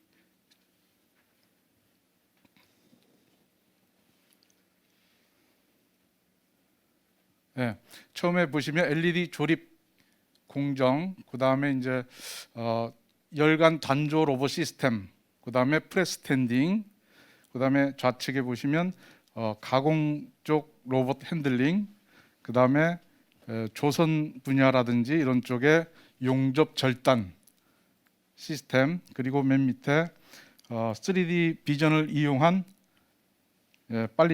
팔레타이징 로봇, 그 다음에 도장 자동차 부품이라든지 중장비 부품에 대한 도장 로봇 시스템, 그 다음에 이제 비구면 로봇 렌즈, 이렇게 되겠습니다.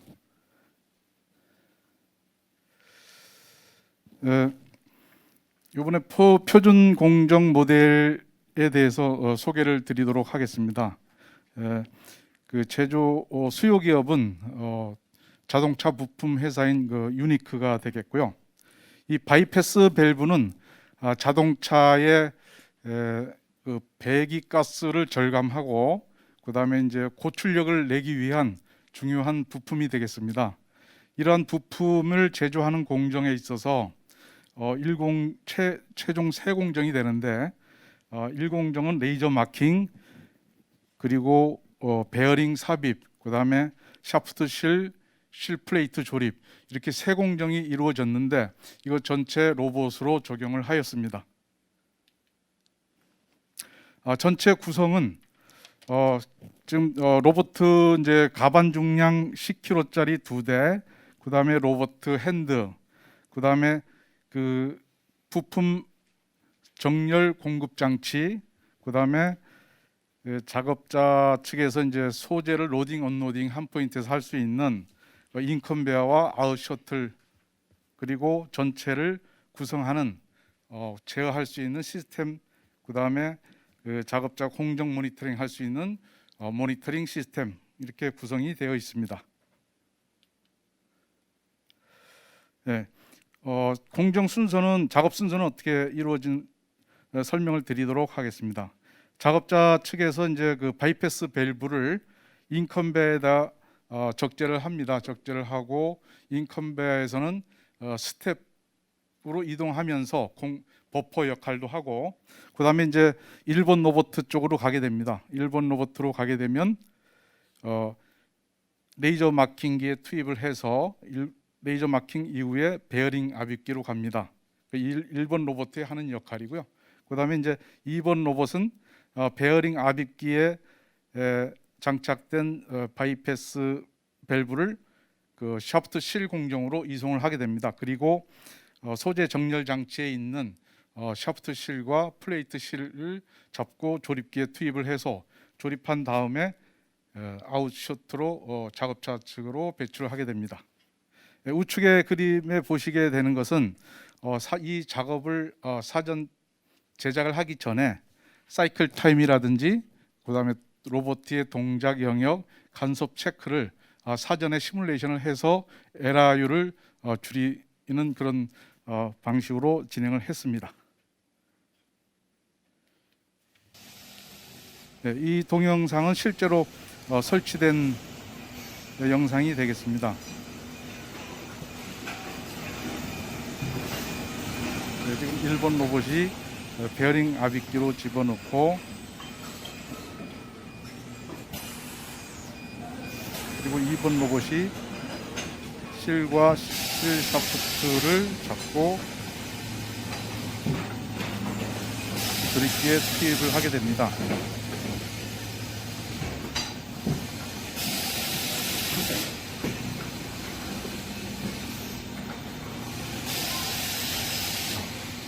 네, 그래서 완제품은 아웃셔틀로 보내게 됩니다. 네, 그리고 이제 그 1번 로봇에 대한 핸들을 잠깐 소개해드리겠습니다. 이게 이제 바이패스 밸브가 다이캐스팅이다 보니까 빼기 주물기가 기울어져 있기 때문에 그냥 외부의 잡비에는 정확한 위치를 잡을 수가 없기 때문에 소재의 그 핀을 삽입함으로 해서 정확한 위치 결정을 하게 됩니다. 그래서 핀이 들어가게 되면 OK고 들어가지 않으면 NG라는 로봇이 판단을 하게 됩니다. 이것이 이제 1번 로봇이고요. 2번에는 2번 로봇은 이제 3그리퍼가 되겠습니다. 소재 잡는 바이패스 소재는 1번 핸드와 똑같고, 그다음에 이제 나머지는 실 플레이트와 샤프트 실을 센터링 할 수 있도록 내경을 3포인트로 잡는 게 특징적입니다. 예, 그리고 인컨베어 쪽에는 이제 작업자가 소재를 놓고 1번 로봇으로 소재를 전달하는 그런 장치가 되겠습니다. 마지막 편의 끝단에는 로봇이 정위치를 잡을 수 있도록 다시 한번 센터링을 해주는 장치가 있습니다. 예, 이것은 완제품을 밖으로 배출하는 아웃셔틀이 되겠습니다. 예, 이것은 소재 정렬 장치인데요.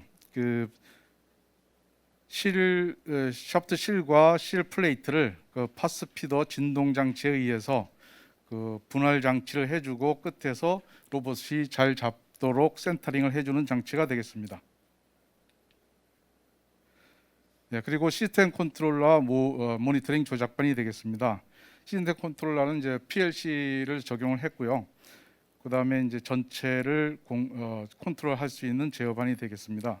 그리고 이제 공정 모니터링 제어반은 작업자가 로봇을 지시를 할 수 있고, 또 공정 현황을 파악할 수 있고, 사이클 타임이라든지 장비 점검을 할 때 점검할 수 있는 모니터링 조작반이 되겠습니다.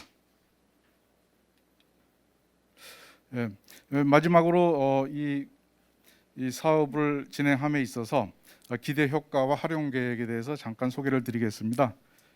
공정 자동화를 통한 작업 환경 개선으로 직무 기피를 및 재유발 방지를 하고, 생산성 향상, 불량률 감소를 통한 외부 경쟁력 강화, 표준 데이터 확보, 공정 계획 수립으로 시간을 단축하였습니다. 전체적으로 이제 바이패스 공정 자력간 로봇 자동화를 구축함으로 해서 자동차 부품 공정 로봇 시스템 분야의 기술 기반을 확충을 하였습니다. 그리고 동종업계로 기술 확산을 올해서부터 할 예정입니다. 예, 이상으로 간단하게 발표를 마치도록 하겠습니다. 많이 지루하시죠? 빨리 끝내겠습니다. 네, 영창 로보테크 노성훈 책임연구원입니다. 저희가 이제 올해는 2021년인데 작년에 2020년도 제조 로봇 실증 사업 구축 사례 머신 텐딩 분야에 대해서 설명을 해드리겠습니다. 저희 영창 로보테크는 2003년도에 설립을 해서 경남 김해에 위치를 하고 있습니다. 그리고 올해 매출은 약 120억 정도 예상을 하고 있고요. 저희가 이제 직원은 총 32, 대표님 포함해서 32명이 있습니다. 자동화 인력이 24명, 연구소가 6명, 총무 2명을 해서 운영을 하고 있습니다. 주로 활용 로봇은 이제 산업용 로봇은 다 하고 있다고 보시면 되고요. 그리고 이제 많이들 사용하고 계시는 협동 로봇도 두산 협동 로보틱스, 하나, 파낙, UR 등으로 지금 진행을 하고 있습니다. 영창 로보테크는 이제 특허는 약 한 로봇 시스템 관련해서 20종 이상 등록을 하고 있는 상태입니다. 그리고 영창 로보테크에서는 이제 R&D 사업으로 많이 연구를 하고 있습니다. 로봇 시범 사업, 그리고 이번 같은 이제 제조 로봇 실증 사업, 그리고 이제 방산 쪽에도 이제 R&D를 좀 많이 진행을 하고 있고요. 주요 고객사는 뭐 현대기아 자동차, 그리고 뭐 카이, 현대제철, 세아베스틸 등 이제 대기업을 좀 많이 하고 있습니다. 시스템 구축 실적은 저희가 따로 표현을 안 했는데 공식 유튜브가 있습니다. 유튜브에 들어가시면 저희가 했던 시스템들을 많이 보실 수 있습니다. 2020년도 제조 로봇 실증 사업 구축 사례입니다. 첫 번째로 이제 총괄기관 로봇산업진흥원, 그리고 주관기관 한국생산기술연구원, 그리고 공급기업 영창 로보테크에서 진행을 했고요. 세부 주관기관은 총 5군데입니다. 그 김해에 소재하고 있는 DK락, 부산에 있는 대립, 그리고 아산에 있는 장인열처리, 마산에 위치하고 있는 코리아펀치, 그리고 밀양에 있는 DKM, 이렇게 5군데에 진행을 하였습니다. 이 업체 중에 3군데 이제 우수 사례로 발표를 해드리겠습니다. 첫 번째로 부산에 위치하고 있는 대립입니다. 대립은 이제 방산 파트 휠 가공 라인에 로봇을 적용을 하게 되었습니다. 지금 여기 보시는 사진과 같이 가공기 한 대에 작업자가 2명이 크레인을 이용해서 약 50kg 되는 소재를 투입하고 지출하는 공장에 로봇을 도입하는 것으로 이제 진행을 하였습니다. 워낙 소재가 무겁고 후공정에 에어브루아라든지 이런 부분 때문에 작업자가 자주로 이제 교체되고, 그리고 이제 골격계라든지 이런 부분이 아주 노출이 되어 있는 상태였습니다. 이 부분을 이제 가공기에 지금 보시는 레이아웃은 가공기가 한 대입니다. 기존에 이제 저희가 협의를 할 때는 가공기 3대를 진행해서 생산성을 좀 극대화하자라고 했지만 이제 코로나가 터지면서 이제 자체적으로 이제 투자가 조금 늦어질 것 같다라고 해서 가공기 한 대에 로봇을 투입해서 작업자 한 명이 소재만 투입을 해주고 다른 작업을 하고 로봇이 순환적으로 생산을 할 수 있게끔 진행을 하였습니다. 그 사업 추진 성과로는 이제 생산성이 약 25% 달성을 해야 하는데 현재 저희가 목표한 바로는 한 120% 이상 지금 생산성 효율이 많이 나고 있고요. 불량률 또한 지금 제로에 가깝게 지금 나오고 있습니다. 본 영상은 유튜브에 들어가시면은 이제 제조 로봇 실증 사업이라고 해서 따로 저희가 자리를 마련해서 이제 보실 수 있게끔 해놨습니다. 그리고 김해에 위치한 DK락입니다. DK락은 이제 국내에 이제 쓰는 이제 닛불 엔진 블록에 쓰이는 이제 닛불을 생산하는 업체입니다. 이 업체는 이제 작은 소재를 가지고 신속하게 가공을 하고 하기 때문에 작업자가 많이 투입이 되는 라인입니다. 이 부분을 이제 로봇 2대를 가지고 각 공정에서 이제 공간을 최대한 활용할 수 있게끔 해서 가공기 상부에 로봇을 배치하는 타입으로 진행을 하였습니다.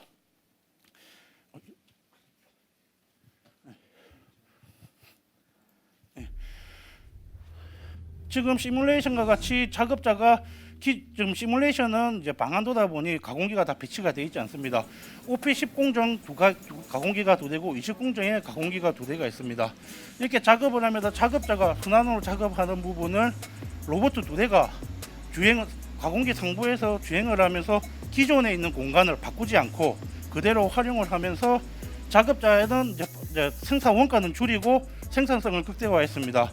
그래서 목표 대비 생산은 2배 이상, 42% 이상 실적이 났고요. 불량률은 많이 감소가 되었고, 그리고 지금 이제 이슈가 되고 있는 전기 수소차 관련해서 이제 DK락에서는 이 시스템을 보고 엔드 유저가 지금 이제 다른 물량을 더 수주 계약을 했다고 이렇게 연락을 받았었습니다. 그리고 이제 아산에 설치되어 있는 장인열처리입니다. 장인열처리는 그 국내 자동차 항공 쪽에 이제 열처리 전문 업체로 여기는 이제 자동차 부품에 들어가는 캠피스라는 부품 가공 라인을 했습니다. 이 또한 이 제품 같은 경우는 소재 같은 경우는 위치 이제 키가 파지는 위치 정밀도가 워낙 중요하다 보니 불량률이 많이 나고 가공 시간 또한 짧아서 작업자들이 자주 바뀌고, 그리고 이제 외국인 노동자들까지 이제 취직이 힘든 이런 부분을 어려움을 많이 있어서 로봇 라인을 구축을 했습니다. 기존에 이제 외산 장비가 한 대가 들어가고 현대위아 장비 2대를 구축해서 양쪽 라인을 구성했습니다.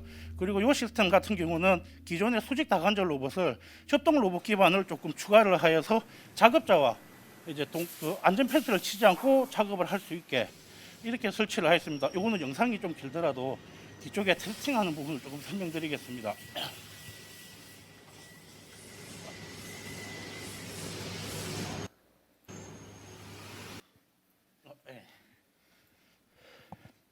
이게 이제 유튜브에 가시면은 이 영상도 있는데, 이 장비가 이제 작업자가 가공기를 만지고 있을 때 로봇은 작업을 합니다. 그리고 주행을 하면서 일정한 거리에 오게 되면 저절로 속도를 줄이고 1m 가까이 오게 되면 정지를 하게 되어 있습니다. 그리고 작업자가 처음 쓰는 작업자는 위험을 느낄 수 있기 때문에 터치를 하게 되면 장비가 정지를 하게 되게끔 이런 시스템을 구축을 했고요.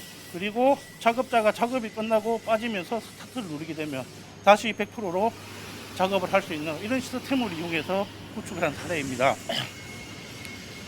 생산성, 이제 그 목표 달성도는, 생산성은 기존의 라인 한 라인이 구축되어 있던 부분을 두 라인으로 생산해서 50% 이상, 2배 이상 생산 효율이 낮고, 불량률은 이제 로봇이 똑같이 일정하게 투입을 해주다 보니 불량률은 많이 감소를 해서 실적은 100%를 달성하게 되었습니다. 그리고 이제 머신 텐딩 두 번째 사례입니다. 총괄기관은 로봇산업진흥원이고 주관기관은 경남 테크노파크, 공급기업은 영창로보테크입니다. 세부 주관기관은 창원에 소지하고 있는 현대정밀, 그리고 양산에 소지 있는 두현분말 야금입니다. 현대정밀 이제 구축 사례를 설명해 드리겠습니다. 현대정밀은 이제 건설 장비의 그 스윙 드라이브 샤프트를 생산하는 업체입니다. 지금 보시다시피 저기 기어 부분 양쪽 부분을 이제 가공을 하는 부분인데, 이 소재가 약 40kg, 제일 큰 소재는 75kg까지 나가는 소재를 작업자가 크레인으로 옮기고 셋업을 하면서 작업을 하다 보니 그 안전 사고에 매우 많이 노출이 되어 있어서 시스템을 구축하게 되었습니다.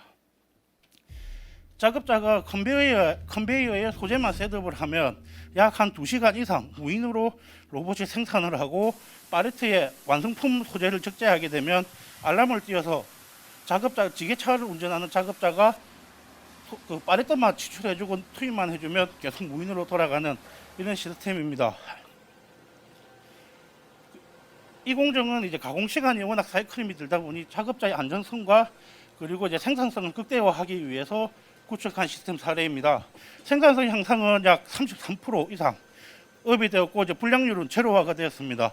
이게 불량률이 제로화 되는데, 이제 문제는 뭐 가공기의 툴이라든지 이런 마모가 있을 때는 불량을 이제 불량률로 치지를 않고, 이제 로봇이 움직였을 때 불량 나오는 부분만 측정한 데이터입니다. 네, 이상 그 20년도에 실적했던 사례를 소개하였습니다. 감사합니다. 네, 노성훈